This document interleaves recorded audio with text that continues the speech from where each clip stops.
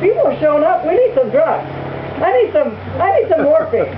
Can I have some more right now? The nurse is like, absolutely. She goes, you can put it in his veins, you can put it under his tongue, he's got it every way you can take morphine, he can have it. Because, you know what, he's dying, you know? And they put a little thing on his finger that does his blood gases and his pulse. It has a little light on it. Yeah, just to see what his oxygen is. My dad says, watch this.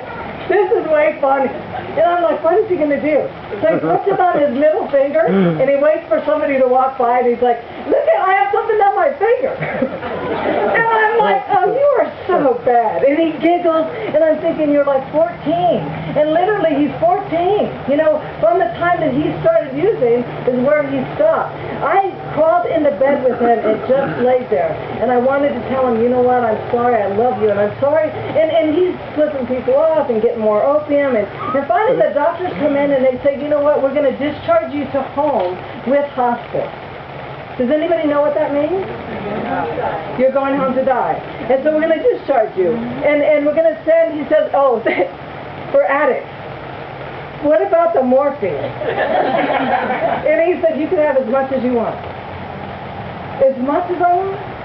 Like I could have some right now if I wanted it. And remember, he just got it right now? And they said, yeah. He's like, well, I need some right now. She said, are you in pain? He said, absolutely. So she goes out and gets some, and he looks at me and he's like, yes!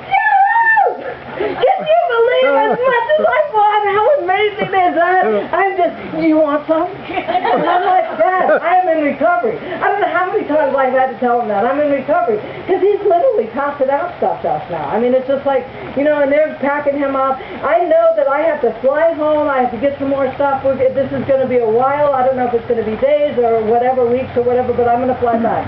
So I get home and Brad says to me, I think I should go with you. And I said, what?